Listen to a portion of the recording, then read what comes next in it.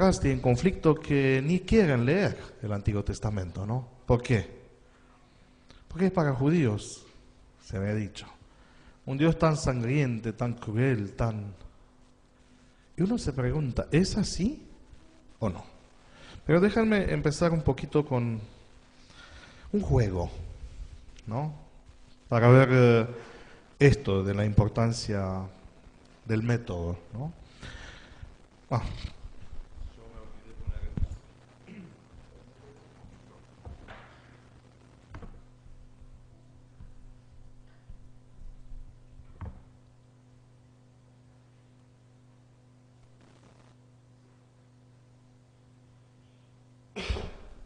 ¿Qué ven usted acá?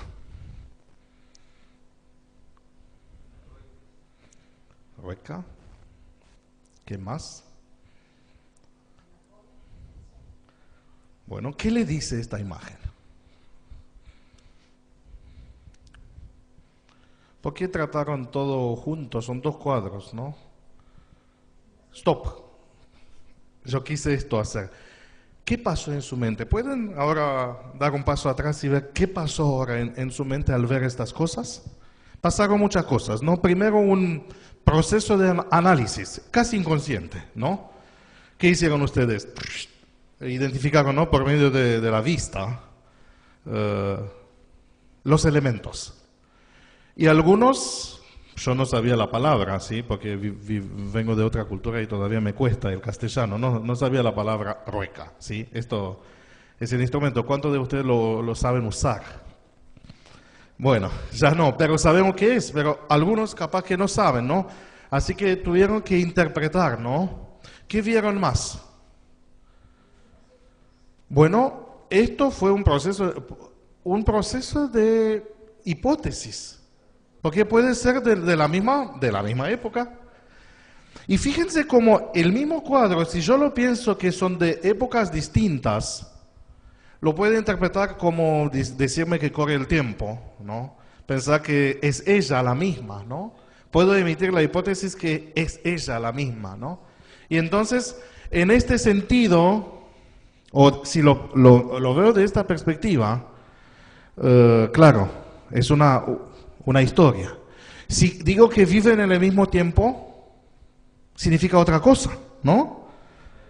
Madre e hija puede ser, esto es también una hipótesis, nieta y abuela, pueden ser diferentes clases sociales, ¿no? ¿Han visto que hay diferencias? Ahora yo le puedo dar una mirada de punto de vista del arte.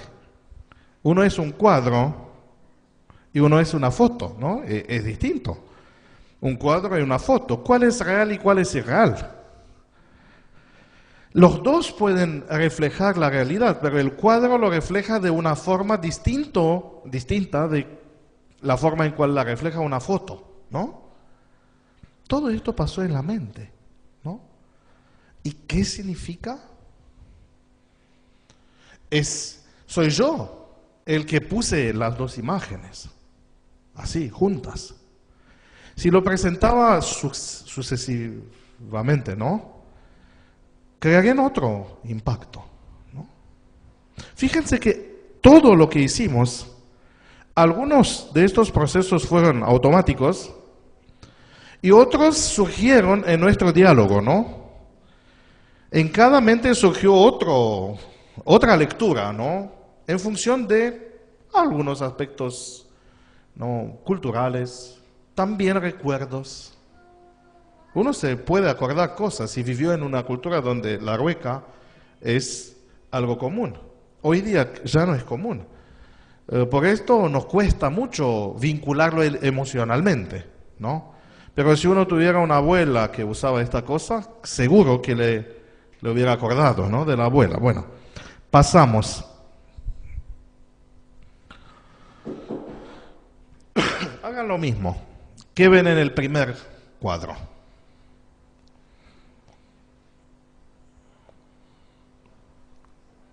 ¿Me dejan hinchar más? ¿Cuál es el primero? ¿De izquierda a derecha o de derecha a izquierda? Pero ustedes, ¿cuántos de ustedes se fijaron en el bicho cuando yo dije el primero? Casi la mayoría, ¿no? ¿Por qué? porque por una cultura, ¿no? Pero fíjense, al decir primero, aunque, ¿dónde empieza uno? Ya algunos elementos predeterminados de la cultura influyeron en nuestro análisis, ¿no? ¿Es así? Bueno, allá, el bicho. ¿Qué es? Es difícil, ¿no? Porque, ¿qué nos falta para identificarlo? Fue más fácil en el primer cuadro. ¿Por qué le fue más fácil en el primero y en el segundo es más difícil? Porque no tenemos información suficiente almacenada en nuestra mente, ¿no? Pues seguro si ahora le pido, sacan sus teléfonos, lo que tienen y busquen en Wikipedia o en Google, cualquiera, imágenes, uno puede documentarse, ¿no? Y puede venir con el nombre científico. Es un lagarto, ¿no? Un lagarto es, sí. Bueno, parece una rana, yo también pensaba que es una rana, pero los que conocen más me dijeron que es un lagarto. Tiene cola primero, sí, esto, bueno. En el segundo, que es este de acá, ¿no? ¿Qué hay? Fíjense, stop. Estoy haciendo un ejercicio para ver qué pasa en nuestra mente, ¿no? Con el primero fue más fácil porque, bueno, se asemejaba, ¿no?, a un animal y se dieron cuenta que eso es un animal, aunque uno no sabía que es por lo menos la clase general. Saben que nosotros trabajamos con esto, con clases, ¿no? ¿Por qué no es pájaro la primera cosa? Porque tenemos en nuestra cabeza, aunque no conocemos los detalles, por lo menos cuando nos enfrentamos con algo desconocido, tratamos de meterlo en una cajita, ¿no? Y tenemos cajitas, esas son las clases, ¿no? Animales, pájaros, plantas, no es una planta, ¿no? Porque para que sea planta tiene que tener algunos elementos, y fíjense que la suma de elementos está creando, ¿no?, estas clases. Y tenemos como cajitas, ¿no? Y aunque uno no sabe bien, por esto si es rana, animal sí, todos estamos de acuerdo. Bueno, pero en el segundo caso, ¿qué pasa? Es muy abstracto, ¿no? Yo puedo usar la vista todavía, ¿no?, para identificar y para tratar de analizarlo. ¿A qué le parece?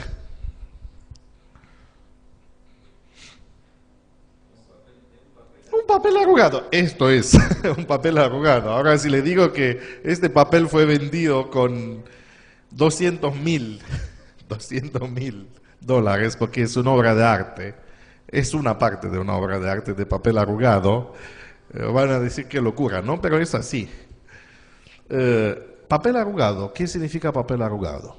¿O qué puede significar un papel arrugado? ¿Qué hacen ustedes ahora? Porque yo quiero más allá, porque no jugamos, no para esto nos juntamos esta noche, sino para entender un poquito los mecanismos que pasan en nuestra mente cuando estamos frente a un objeto desconocido, ¿no? ¿Por qué ustedes pensaron primero en desecho? Porque generalmente estas son no las prácticas acerca de arrugar el papel, ¿no? Uno lo arruga cuando no le sirve. Pocas veces lo arruga intencionalmente para usarlo después. Esto lo hacemos, ¿no?, con las cosas de arte, ¿no? ¿Han jugado algunas veces con papel, tratar de darle una forma? Es una intención, ¿no? Cuando uno lo arruga por bronca, ¿no? No me salió bien, escribía una carta o trataba de escribir algo y no me salió bien, ¿qué hago? Y lo termino. Pero cuando trato de hacer lo mismo para darle un significado, transformarlo en algo de arte, estoy haciendo las mismas operaciones pero distinto. Y el producto final es distinto, ¿no? Por esto tiene valor. ¿Han visto cómo nos encariñamos con las cosas que producimos? ¿Sí? ¿Cuántos de ustedes tienen o tenían este hobby de juntar cositas para pegar? Yo me acuerdo que antes venían algunas revistas con aviones, ¿no? O barquitos. ¿Cómo hacer un barquito, no? aunque no era una obra de arte, uno lo guarda con cariño, ¿no? Y ya no es papel arrugado. Y si este papel arrugado te lo hizo tu mamá, que ahora ya no está, este papel arrugado, de repente, vale más. ¿Para quién? Primero para ti. Y si es alguien famoso, ustedes saben con cuánto se venden la servilleta en cual dibujó Monet o no sé qué, en una mesa una casita. Es una servilleta. Y se hacen subastas porque el valor de las cosas estas y el significado que tiene puede cambiarse. Y si yo no sé toda esta historia, no la tengo en la mente, ¿qué pasa? Queda un papel arrugado. No vale nada. Por esto el valor de las cosas es subjetivo, es construido por una cultura. Y lo mismo puede pasar con las ideas, o más. Algunas frases tienen valor solo porque están en un contexto cultural. Bueno, seguimos. ¿Qué diría usted si al tener un dolor de muelas entraría en un lugar y el médico lo esperaría con algo así? Pero 300 años atrás, en el atelier del herrero, donde se trataban también los dolores de muela, la gente entraba y así esto lo esperaba.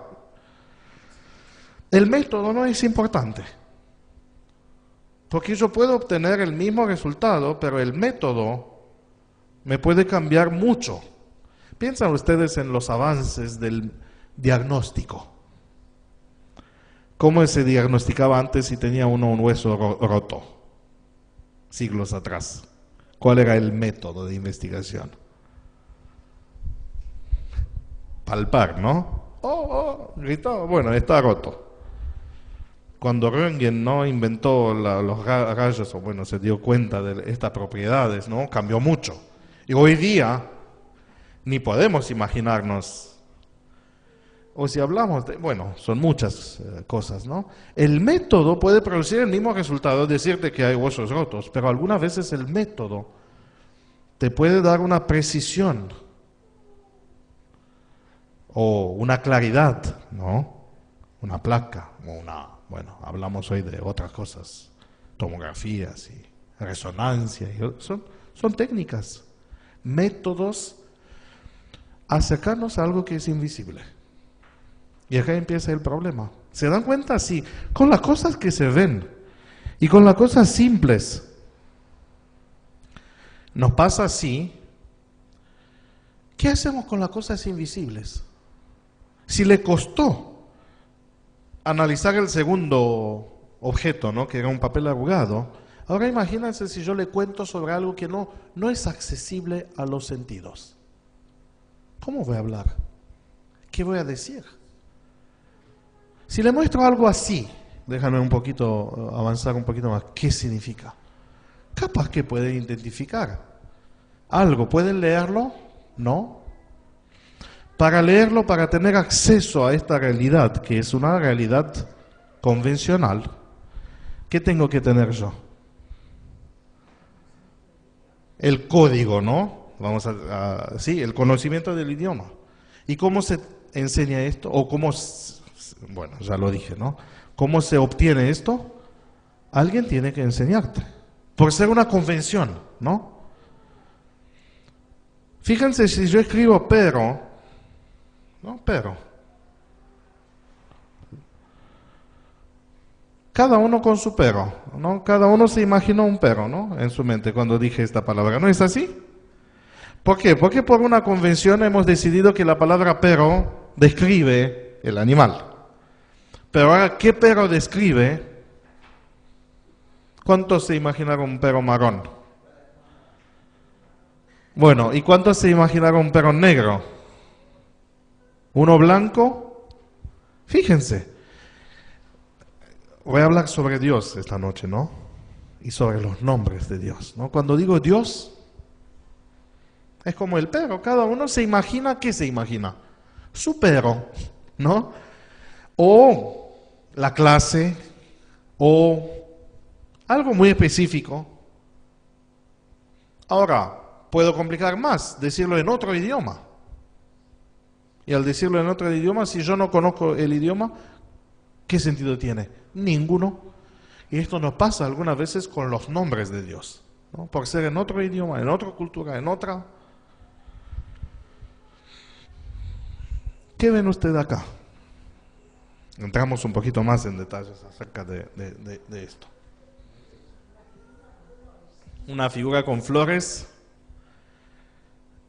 no se ve muy bien, pero bueno, en mi compu ¿qué? Oriental. Bueno, no se atrevieron a decir que es china, coreana o japonesa. ¿Por qué? ¿Qué le falta? No, los detalles están. Si yo llamo a un especialista en esto, me va a decir rápido, ¿no? ¿A quién le faltan los detalles? Fíjense, el cuadro lo tiene, pero a nosotros nos falta, ¿no? Así que yo puedo tener el objeto completo, déjame decirlo así, y aunque yo lo describo, mi imagen es incompleta. Y no por el objeto. Por esto Dios, si se mostraría para nosotros, así, que sea 100% accesible, esto no significaría que hemos arreglado la confusión. Porque la lectura que hago yo, aunque el objeto tiene todo, yo no sé leerlo, ¿no? La experiencia es otra forma de validar, otra forma de aprender, ¿no? Por esto se habla de la escuela de la vida, ¿no? Uno al pasar los años, ¿qué acumula? No es solo información. ¿Qué es la experiencia? Es más que información, ¿no? Es un conocimiento, pero es algo más. Lo que vivís, esto, es una prueba. Trabajamos con esto, yo me acuerdo, estaba bastante, creo que tenía 3 años y algo. Me fascinaba cuando mi abuela tenía una estufa, ¿sí? Y estaba negro, el coso así, cuando metía las leñas por abajo y el fuego, y de repente se hacía rojizo, ¿sí? Y a mí este cambio de color me fascinaba, me atraía tanto. Y mi abuela me decía siempre, no te acercas y no lo toques porque te vas a quemar. ¿Y qué hice un día? ¿Se imagina? Hasta ahora me acuerdo de la ampolla que la tenía acá. Y aprendí por experiencia lo que ella ya sabía. Y entonces, ¿por qué no me fue suficiente lo que me dijo ella? ¿Han visto qué hace la experiencia? A cada uno de ustedes nos pasó, ¿no? Que alguien te dice, no hagas esto, te da la información y uno siente la necesidad hasta una edad. Cuando nos hacemos más maduros ya no probamos todas las cosas así. Pero la experiencia te da una perspectiva que te convence. Si el otro te dice una cosa, no te convence, pero si lo pruebas tú mismo, te convence. ¿Por qué? Ahora le pregunto, ¿hay que probar todas las cosas? ¿Hay que experimentar todas las cosas? ¿Saben en qué consiste la sabiduría de un pueblo? Si logra, o qué es sabiduría, ¿no? Es si una generación logra transmitirle a la otra la cantidad de información comprobada por su experiencia, de tal manera que el otro lo acepta sin comprobarlo de nuevo. Esto lo hacen los especialistas. ¿Han visto? Bueno, hoy día ya no hay tantos, pero había antes en distintos pueblos los fabricantes de cosas, ¿no? Si hablamos de cocina, algunas veces el éxito de una receta es el orden de las operaciones, ¿no? Y si el cocinero, el maestro transmite bien las cosas, el otro ¿qué sabe? Sabe cómo hacerlo. Y le da tiempo para inventar cosas nuevas, ¿no? Y esta sabiduría se transmite por un sistema de reglas que algunas veces te dice, así no se hace, así se hace, ¿sí? Porque hoy día nadie sabe hacer un violín Stradivarius. Saben que son los más caros, ¿no? Los más famosos y los más caros. ¿Por qué? Se murió con el maestro. Si uno no logra transmitir la sabiduría de una generación a otra, cada uno tiene que reexperimentar las cosas. Imagínense cómo sería si toda la gente se olvidaría que el veneno mata, ¿no? No hay que comprobar que el veneno mata, ¿no? Es necesario probar, ¿no? Lo aceptamos. Y hay muchas cosas. Por esto en nuestra vida trabajamos con esto, que aceptamos también informaciones que no son comprobadas, y ahora acá hay un riesgo muy grande. Que si el otro se equivocó, en su experiencia, en sus conclusiones, ¿saben cómo nacen las supersticiones? Nuestro mundo está lleno de supersticiones. ¿Qué son las supersticiones? Son una supuestamente experiencia. Alguien dijo, bueno, si vi que me pasa un gato negro frente al camino, este día me anda mal. ¿Y qué hizo? Una correlación entre lo que le pasó a él con un evento. Pero es una correlación falsa, no es causa-efecto. Así se le pareció a él. ¿Y qué hace el que descubrió esta cosa? Se la transmite a otro. Cuidado, si te pasa un gato negro. Ustedes saben que nuestro mundo está lleno de esto. Y algunas veces el mundo científico está lleno de este tipo de cosas. Es frustrante esto, que aunque uno se pone toda la vida a estudiar, a acumular, siempre nos quedan fragmentos. Nunca podemos saber todo sobre todas las cosas. Siempre hay fragmentos. Es frustrante, ¿no? Es algo así. Y entonces, ¿cómo logro yo entender? Imagínense, todavía no hemos llegado, ¿no?, a hablar sobre Dios. Pero ¿cómo llego yo a entender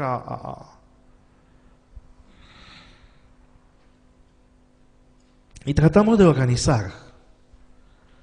Y organizamos por estas dos vías, porque hay objetos que son visibles, y esto lo hacemos por medio de los sentidos, ¿no? Lo veo y lo describo, y el que sabe describirlo mejor. Por esto algunas veces cuando hablamos de Dios, podemos hablar de las cosas visibles cuando Dios se hizo visible, ¿no? ¿Se hizo visible Dios? Sí, algunas veces se manifiesta. ¿Y qué informaciones tenemos? Yo no lo tengo. ¿Por qué? Porque esto del Dios visible es un fenómeno que no es todo el tiempo y pasa en todos los lugares, ¿no? Pasó en historia, fue un evento en una generación. Cuando Dios habló. ¿Sí? Entonces, yo no tengo acceso para saber, ¿tiene voz de tenor o voz de bajo? ¿No? Sería interesante saber esto, ¿no? ¿Qué tipo de voz tiene Dios? Y entonces depende de qué para saber algo que Dios habla. ¿Habla? Sí, habla. Los testigos que fueron presentes a este evento, a este encuentro, hablaron sobre esto. Y algunas veces hay descripciones también físicas, ¿no? Dice, y así era la gloria del Señor. ¿Cómo la describe?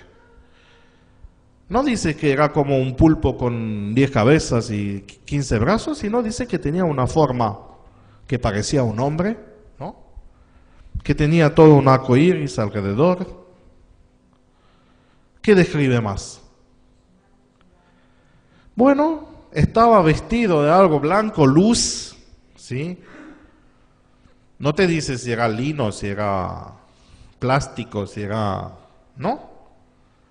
Entonces, fíjense, tengo informaciones pocas, pero tengo. No puedo decir o hacerme que no sé sobre esto. ¿Y qué tengo más? Punto. No tengo muchas cosas, ¿no? Y entonces, fíjense, hablar del físico de Dios, ¿no?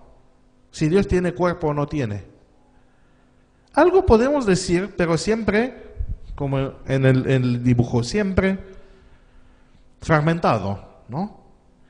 Y entonces, ¿qué hacemos nosotros los humanos? Y acá empieza el problema de la teología algunas veces y el problema de las religiones. Cuando nos falta informaciones, ¿qué hacemos?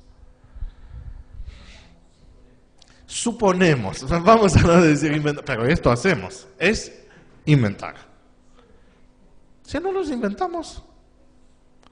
¿Han visto cuando la gente quiere dibujar el cielo? A mí me divierten siempre y tengo una colección muy amplia de imágenes sobre el cielo. Algunas informaciones vienen de la Biblia de los que habían visto en una visión, pero fíjense, esto mismo complica las cosas. ¿Han visto cómo es contar una película? ¿Sí? El profeta ve algo, y esto es una imagen. ¿Y qué hace con esta imagen? Él no tiene una cámara foto para filmar, para ver cómo es Dios, sino ¿qué hace? Empieza a describir, no a decir Dios era así que de la imagen la transforma en palabras. Y esto pierde información, ¿no? O por lo menos es distinto. Ustedes imagínense, Nueva Jerusalén, ¿no? Que Apocalipsis la describe, que Juan la vio. ¿Han visto las fotos que tratan de redibujar el Apocalipsis? ¿Qué pasa con las fotos? No hay una que se asemeja a otra. ¿Por qué? Porque ¿cómo transformas una palabra en imágenes? Muy difícil. Y por esto hay una vía que es la vía de los sentidos, que es complicada, y hay la otra que es más complicada de la razón, ¿no? Entonces, cuando me faltan las informaciones, me estoy inventando. Y digo, no es lógico, que es lógico tenerlo así, y empiezo a armar toda una cosa. Esto pasa. Hoy día sabemos poco de Dios, o sabemos mal sobre Dios, por dos cosas. O porque no sabemos toda la información que la tenemos en la Biblia. Esto es una base, ¿no? O porque muchas cosas que se dicen sobre Dios son suposiciones, estos inventos. ¿Han visto sobre el infierno cuántas cosas se dicen? Sobre el trono de Dios, sobre todo, sobre el cielo mismo. O tenemos información, o a esto añadimos más. Déjenme saltar un poquito. Y a esto se le añada una cosa que también cambia mucho, son las emociones. ¿Saben que la misma cosa puede ser distinta si yo la describo en colores, vamos a decir así, grises o negras, o si la describo como positivo, rosado, ¿no? Es distinto. Conocen la historia, ¿no? de esta foto. ¿Qué sienten ustedes al mirar esta foto? Es terrible, ¿no? Pero ¿sabe que la misma foto, si uno vive en un contexto déjame decirlo así, de racismo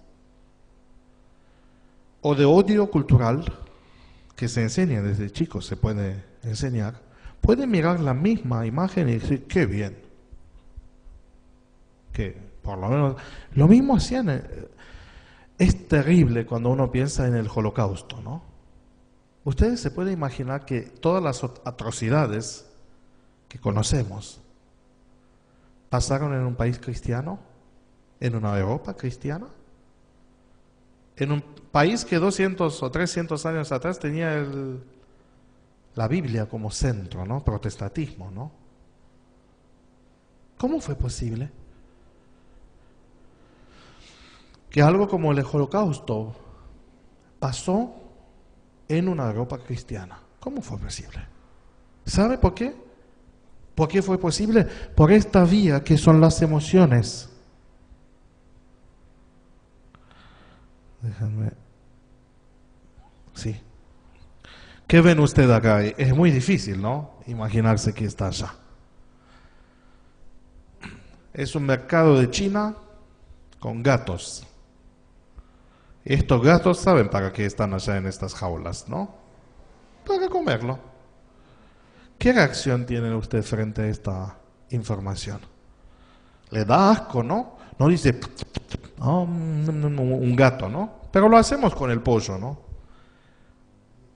O lo hacemos con las cosas de nuestra cultura, ¿no?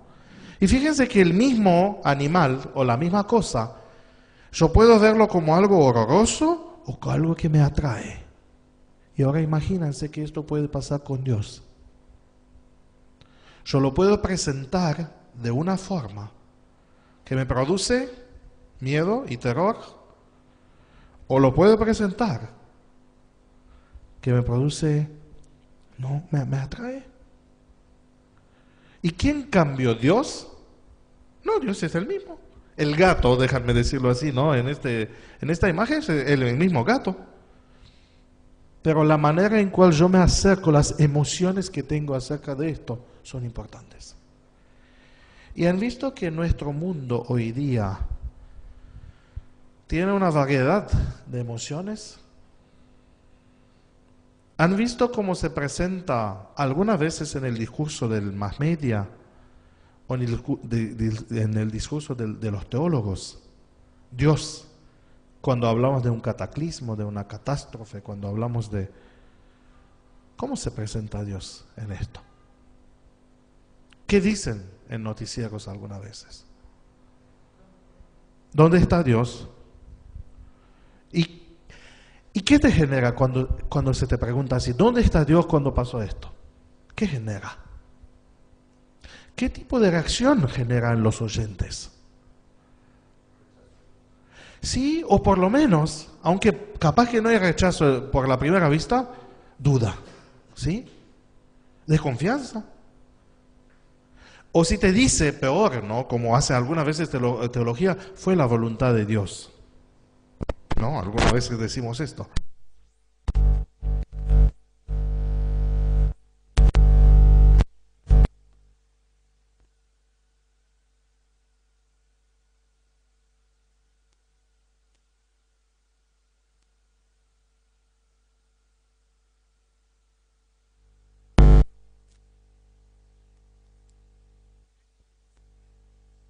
Hacemos. ¿Y por qué inventamos cosas sobre Dios? Porque no logramos, no nos conviene el poco de información que tenemos. O vivimos en una cultura donde así se habla de Dios.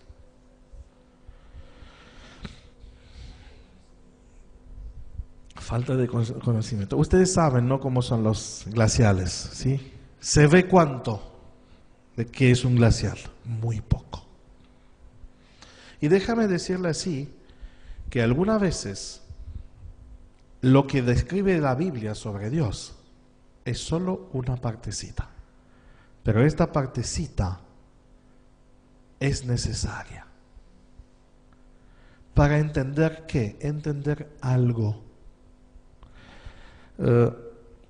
Déjame saltar porque, bueno, el tiempo vuela. Saltar algunas cosas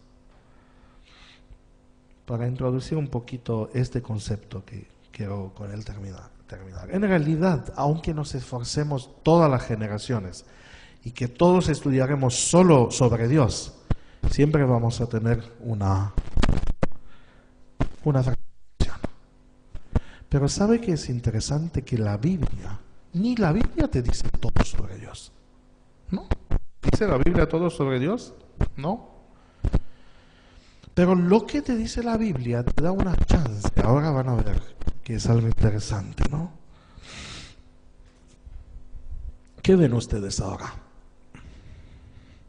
en este cuadro? Fíjense con atención.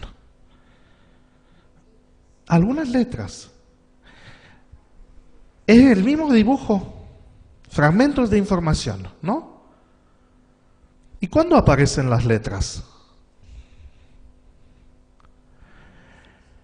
Algo así hace la Biblia, aunque no te da todo, te une todas estas informaciones para ver un cuadro que antes uno no lo veía. ¿Sí? Las veía antes también, acá, están acá. Pero no nos dábamos cuenta, ¿no?, que hay una B, o muchas B allá, hasta que se unieron. Y fíjense, no hay todo, pero es suficiente. Y esto es lo que te dice Biblia sobre Dios. Lo que te dice, aunque no es todo, es suficiente para tener una imagen que de repente es impresionante, ¿no? Y déjenme decirlo así, esta es la imagen sobre el gran conflicto. ¿Saben? Si algo dice Biblia o algo dibuja de tal manera, la dibuja en esta perspectiva donde se me muestra el gran conflicto entre bien y el mal. Y sin esta perspectiva, todos los fragmentos no tienen sentido. Déjenme darle un ejemplo. ¿Se acuerdan del libro de Job? Para nosotros es muy fácil y lo entendemos. ¿Por qué? Porque tenemos el prólogo, ¿no? ¿Y qué te dice el prólogo? No te dice todo, pero te dice suficiente para que ahora cuando le pasa a Job todo lo que pasa, uno lo ve de otra forma, ¿no? ¿No es así? Esto es. Pobre Job. Esto es interesante como logra Dios, ¿no? Alguna cosa. A Job no le dijo Dios, mira Job, esto pasó, que Satanás. No, él no se le dijo esta parte de la historia, porque no era importante para él saber esta parte de la historia. Pero esta parte se nos dijo a nosotros. Por esto uno tiene que estar atento acerca de cómo habla Dios de sí mismo. Porque nos da esta perspectiva, como este dibujo, de repente nos damos cuenta de algunas cosas. Ahora déjenme entrar. Aguantan un poquito más porque el tiempo es... acerca de ¿qué sabemos sobre Dios? Cosas, pero algunas que transmiten mucho son los nombres. Los nombres son etiquetas, ¿no? A mí Laurencio, ¿qué significa Laurencio? Nada. Ah, bueno, si me fijo en diccionarios me dice que viene de laurel o de algo así, laureado o de una ciudad. Sí. Gabriel, ¿qué significa? Ah, ahora si sé un poquito de hebreo, sí puedo entender algo. Algunas veces los nombres son solo etiquetas, ¿no? Así. Nos ayuda a diferenciar uno de otro, pero algunas veces los nombres tienen sentidos. Y estos sentidos tienen una carga emocional, informacional y de tradición. Un ejemplo. Cuando Juan dice, este es el Cordero de Dios que quita el pecado del mundo, nadie vio un cordero, ¿no? ¿O se imaginan que uno vio un cordero? ¿No? ¿Por qué? Porque ya tenía una tradición. Una tradición que estaba vinculada con el texto y con las fiestas, ¿no? Cada Pascua, ¿qué tenían que hacer? Tomar un cordero. Y acordarse, no era solo que es una comida, bueno, no comimos un cordero, el chivo patagónico o el cordero patagónico, no era esto. ¿Qué era? Que esto se comía en un contexto. ¿Cómo se comía? ¿Con hierbas amargas? No era así que, bueno, a mí no me gusta no dejar nada. Hay reglas, ¿no? ¿Se acuerdan como le he dicho de la sabiduría? Así se hace, así no se hace. ¿Cómo decía el texto? ¿No vas a quebrar ninguno de sus huesos? ¿Y qué tenía que comerlo? ¿Cómo más? Me siento, así era, apresurado, ya vestido. ¿Qué es esto? Es lo que llamamos un ritual, ¿no? Todas las cosas que hago me transmiten una lección. ¿Y cuál era la lección? Doble. Recordar. ¿Recordar qué? De esclavitud a la libertad. No, un evento muy importante. Y algo más. Y acordar o recordar que en lugar de mí murió él. Porque se ungió con sangre, ¿no? La casa. Así que cuando uno decía cordero, ¿qué decía? En realidad decía todo esto y otras cosas más. Porque de cordero se habla en mucho más lugares. Por esto algunas veces solo mencionar una palabra, en realidad se mencionaba toda la historia. Toda la historia. Y ahora esto es interesante acerca del nombre de Dios. Sobre Dios, que es un misterio, ¿no? Nunca vamos a tener todo el cuadro. Se puede hablar, déjenme decir así, de cerca y de lejos. Dios mismo lo dice. Pueden encontrar esto en Jeremías 23 con 23.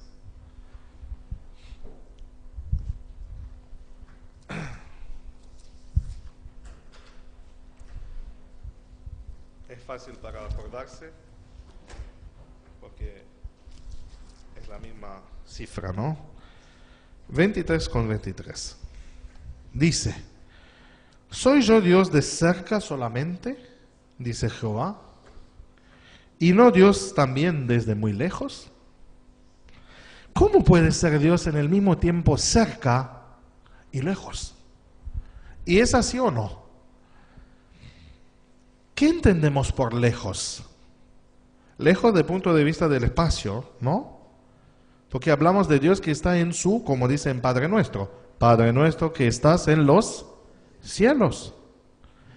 Pero en el mismo tiempo el salmista, ¿no? Salmo 139, ¿qué dice? Me voy al este y estás allá. Hablamos en el mismo tiempo de la omnipresencia, ¿no? Que no hay lugar en toda la creación y en todo el universo donde Dios no está presente. ¿Y cómo que está presente y en el mismo tiempo está lejos? ¿Entienden qué complicado es? Y entonces, para describir esta situación, algunas veces Dios usa nombres distintos. En el libro de Éxodo, Dios mismo cuenta de esto. Éxodo capítulo 6.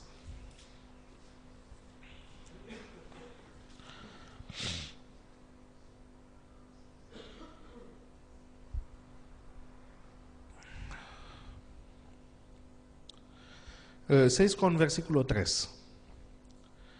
Y aparecí a Abraham, a Isaac y a Jacob. ¿Cómo tienen ustedes en sus versiones? Como Dios omnipotente. Y hay algunas Biblias que te dan, ¿no?, el nombre en hebreo y te dice El Shaddai, ¿no? Lo tienen así en algunas versiones, El Shaddai.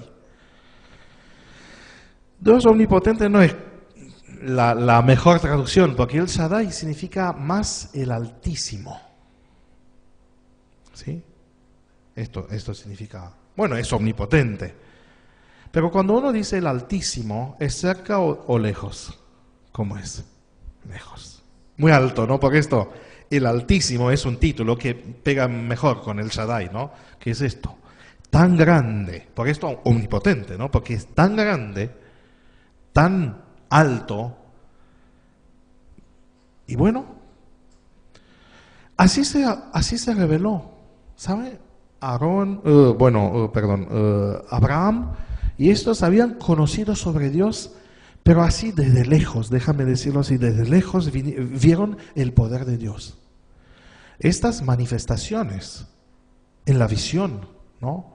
Cuando vio estas llamas de fuego cruzando entre los animales, cuando hizo pacto con Abraham, así, desde lejos. Pero dice Dios, en el mismo versículo, mas con mi nombre o en mi nombre, y ahora dice el nombre, que son 4 letras, Jehová, esto es una forma de leerlo, lo podemos, bueno, no entro en muchos detalles, pero con este nombre no me conocieron. Y la pregunta es, ¿por qué fue necesario? ¿O qué trae este nombre más? Y sabe, este nombre se puede traducir en muchas formas.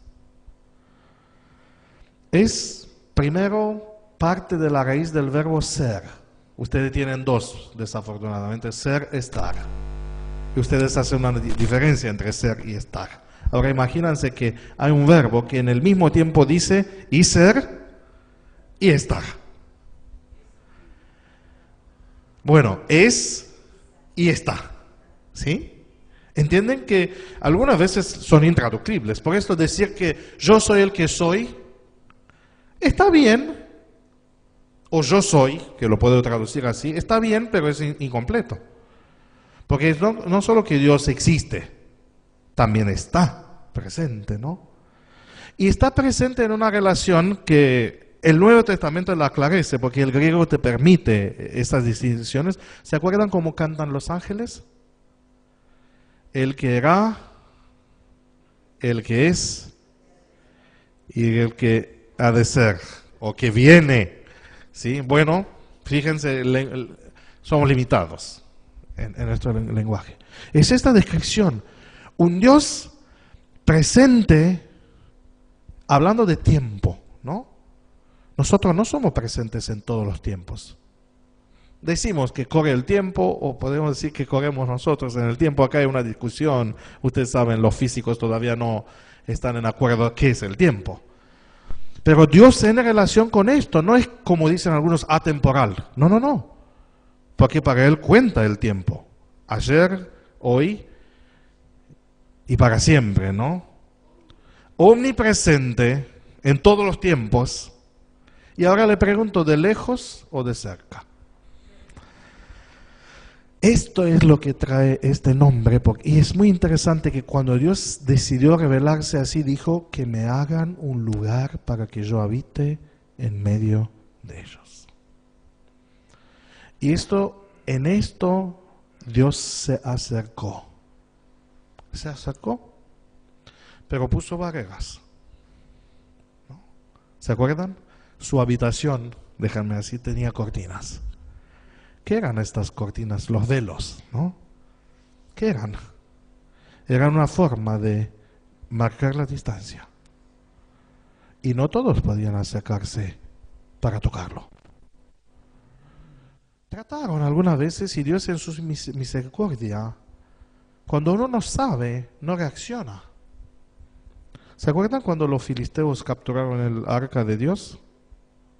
¿Qué hicieron con ella? Se la pusieron a los pies de Dagón, ¿no? Allá en el templo de Dagón. ¿Y Dios qué hizo? Nada. ¿Por qué? Bueno, por misericordia, ¿no? Y cuando el pobre Usa, ¿no? Uno dice, pobre Usa, que veía que el carro de Dios se movía así y le parecía que se va a caer ahora el arca, ¿qué quiso hacer Usa? Apoyar. ¿Y qué hizo Dios? Lo mató. Se llama Pérez Usa, lo quebró. Y uno dice, ¿y cómo explica uno así? ¿Por qué con estos lo llevan y lo ponen frente a Dagón y no le hace nada? Y a este que quería ayudar. Ahora le pregunto, ¿qué teología o qué sabe uno o qué concepción tiene uno sobre Dios si quiere ayudar a Dios? O por lo menos igual, o por lo menos que al otro le falta algo, ¿no?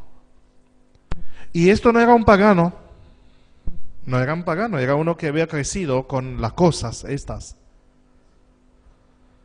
¿Entienden? Algunas veces no tiene sentido, pero algunas veces Dios reacciona a qué sabemos y a cómo pensamos acerca de Él. Por esto Dios se revela con sus nombres.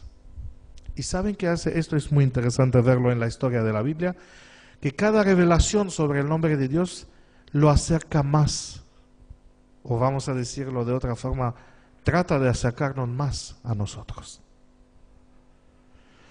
Porque esto fue lo que perdimos por el pecado. El pecado introdujo una separación tan grande que Dios tiene que hacer un esfuerzo para acercarse a nosotros. Y el esfuerzo también tiene que venir por medio de nosotros.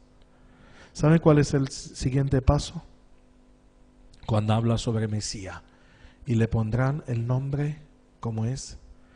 Emmanuel. ¿Qué significa Emmanuel? Dios, fíjense, ya no es entre nosotros. No es ya el Señor, sino es Dios con nosotros. Es distinto, ¿no? Te da otra perspectiva. Y para que Dios se acerque a nosotros, tuvo que cubrirse de nuevo. Y esta vez no con cortinas, sino con ¿qué? Con la humanidad. Esto es el misterio que no lo entendemos de la encarnación, ¿no? El Verbo se hizo carne y habitó entre nosotros, lleno de gloria y de verdad, dice Juan en su prólogo, que tan lindo. el mismo que creó el mundo, tan cerca, que vino como niño. ¿Se puede imaginar cuánto se bajó Dios para estar con nosotros? ¿Y puede más cerca de esto? ¿Puede más cerca? Colosenses dice, Cristo en vosotros. ¿Y cómo lo hace? Por medio del Espíritu. Por medio del Espíritu. Y esto es muy interesante. No es una posesión. ¿Sabe que los demonios, un espíritu cuando tomaba o cuando entraba en una persona, era una posesión, ¿no?, demónica? ¿Y qué hacía la persona? Pobre. Se le quitaba toda la voluntad, se le quitaba toda la personalidad, ¿no?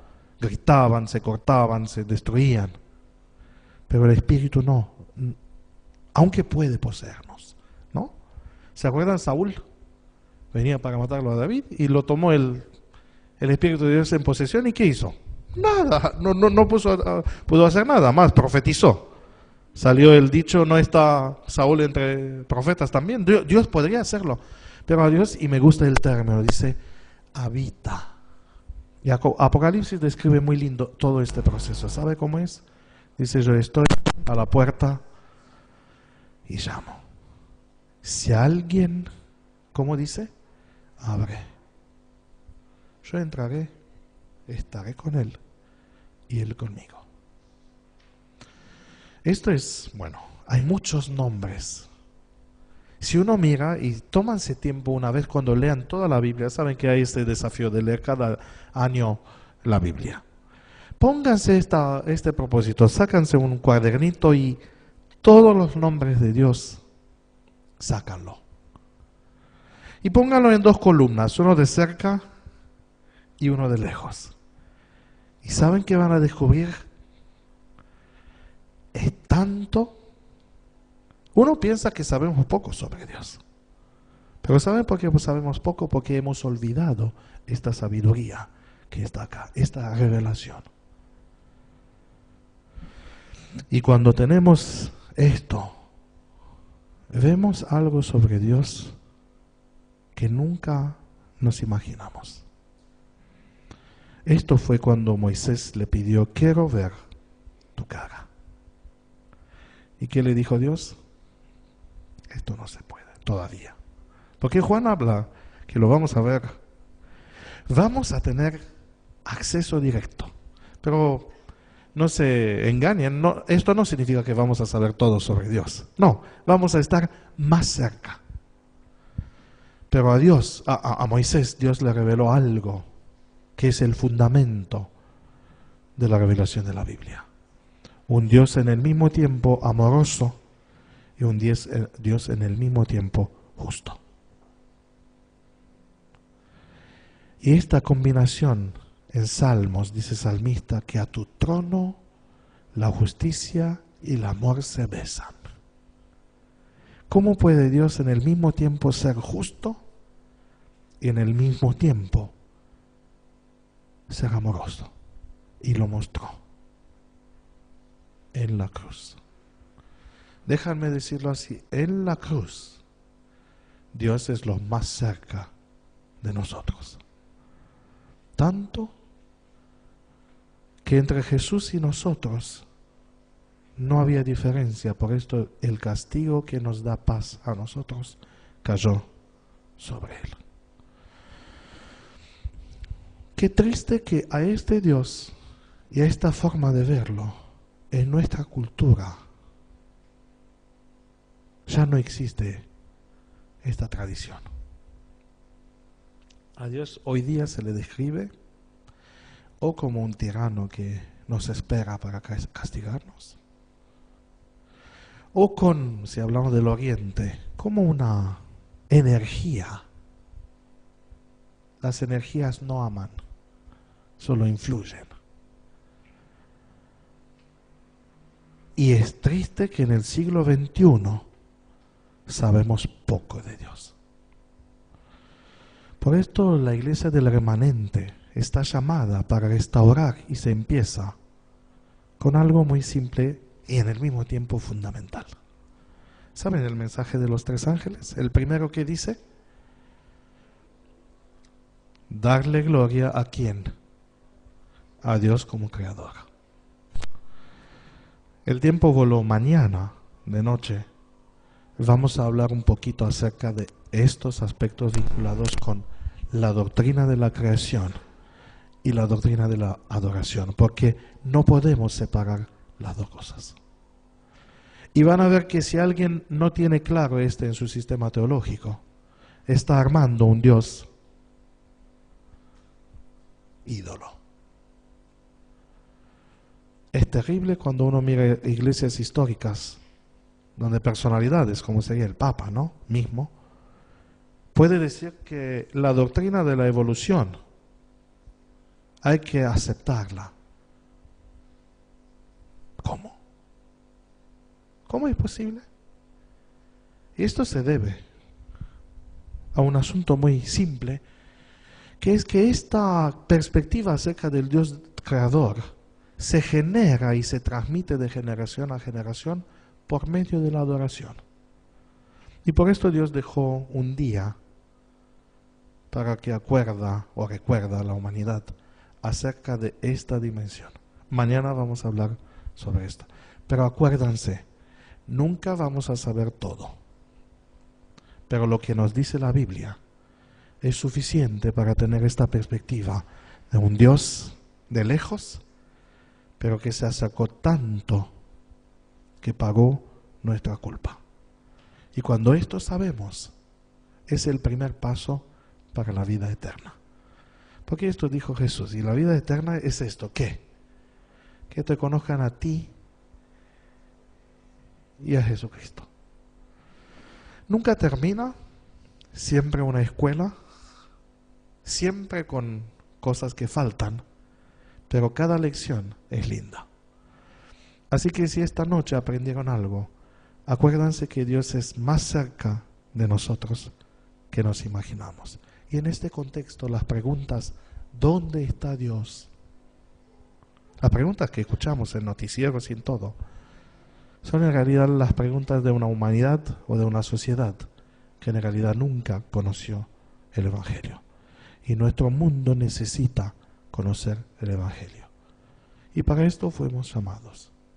Como Juan, que ha dicho, lo que hemos visto, lo que hemos tocado, lo que hemos testificado, esto anunciamos. Que Dios nos ayude a conocer mucho sobre Él y hablar sobre Él. Y entonces el mundo va a tener esperanza.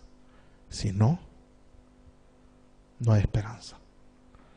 Por esto, cada noche es una noche de esperanza. Que el Señor nos proteja a todos. Amén.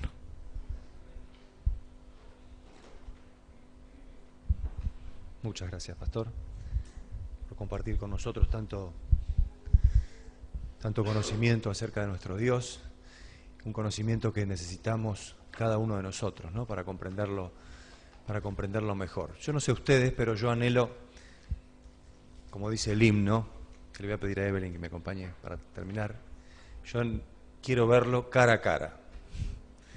Es maravilloso Dios,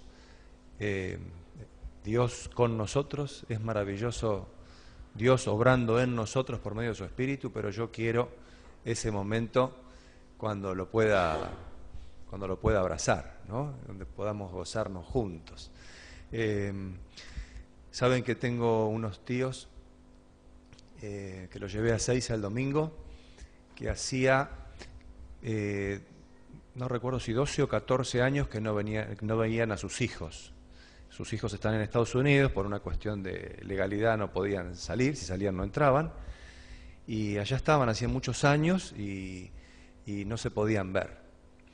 Y por Facebook vi el momento del encuentro.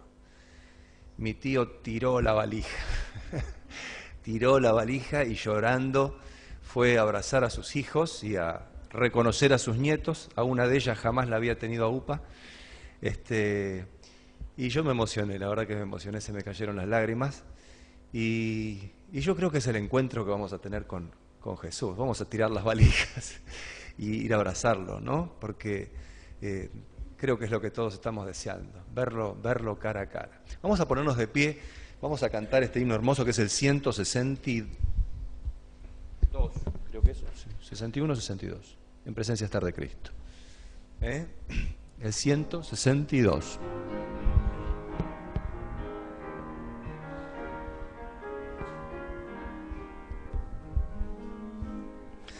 En presencia estar de Cristo, ver su rostro que será, cuando al fin en pleno gozo mi alma le contemplará.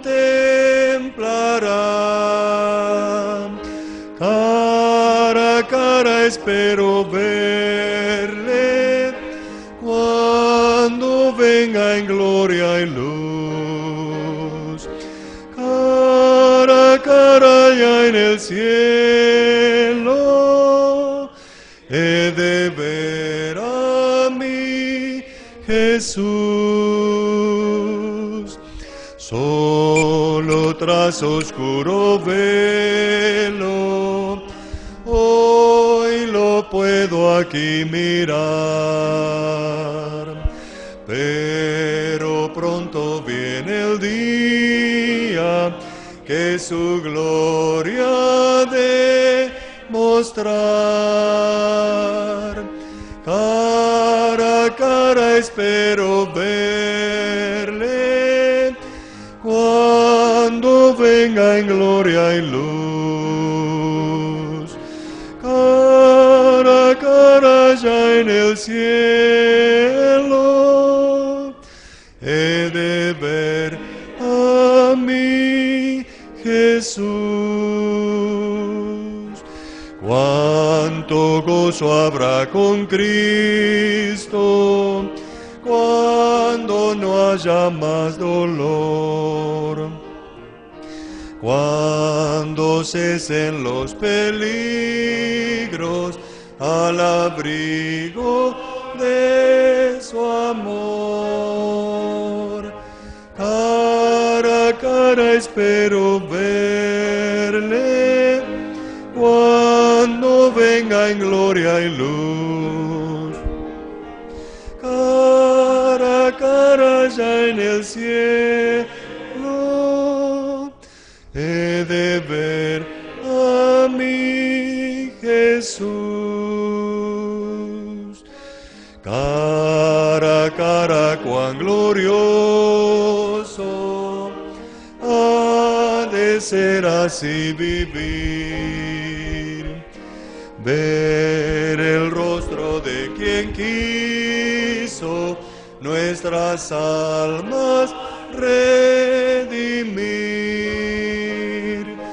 Cara a cara espero verle, cuando venga en gloria y luz.